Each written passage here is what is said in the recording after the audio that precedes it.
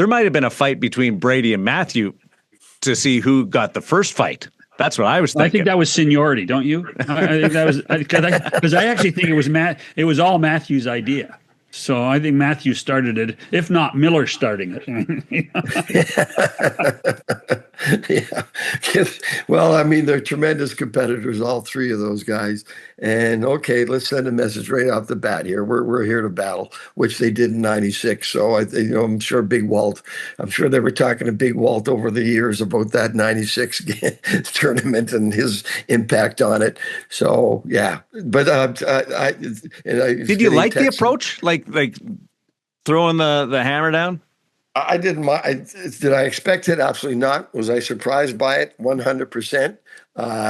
Do I understand it? Yes, I do. Mm-hmm. Right? They're sending a message. They were, it's in Montreal. It's Canada, and they knew the atmosphere. Okay, we're here to play, and we're going to send a message right off the bat that we're here to play, and we're not going to take a step backward on you guys because you're in Montreal, because you're in your home country. So that kind of led into that, but I was still taken back by it. But there are 3 fights in 9 seconds. Yeah, that may never happen again. Now, were you sitting with Judy when you were watching, and were you on the edge of your seat? What was going on? That's what I said to her. Look at this. This is unreal. I was sitting with Judy, and she was shocked as well. How do you think it plays out then on Thursday off the bat? We're not going to see that again, but no. You're not going to see that again. I think you're going to see both teams try to establish an early forecheck to get some momentum, get the legs going, get the physicality. I think it's going to be very physical, and it's only physical when you get the puck in the deep and you get in on the forecheck and start banging some bodies around and start jamming the net on shots. I think it's going to be very physical early. I don't anticipate the fighting, but I certainly expect that physicality to continue. Okay, so I'm not suggesting I disagree with you, but why not? Why not do it again if you're the American?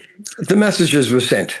That's so they sent that message, and I don't know who has home ice. So the starting lineups decided. Do the Americans automatically have home ice? I think because they finished first. Yeah, they finished first. All right. Well, then, I wasn't surprised that Sully started that Eichel line, because when he put those guys together halfway through their first game they took the game over. They did. When he put Brady up there, took Kyle Connor off, and that line took over the game. So I wasn't surprised at all that they started the game. That was the right call by Sully. Get those guys on the ice as quick as you can. Let them dominate. So that's kind of the thing I think they're going to try to do again. Let that line go. Let those two guys get in and be banging bodies around. I just don't see it.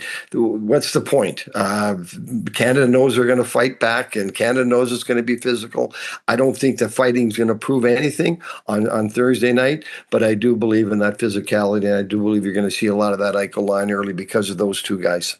I thought Canada had trouble getting their forecheck going against the Americans. How do you adjust that and be more effective in that area? Yeah, you have to have that mentality. We're going north. We're going to play a 200-foot game, which they seem to do a better job of today. And you don't want to, and you have to, because the Americans had really good gaps. I mean, they had good back pressure from the forwards. Their D were standing up.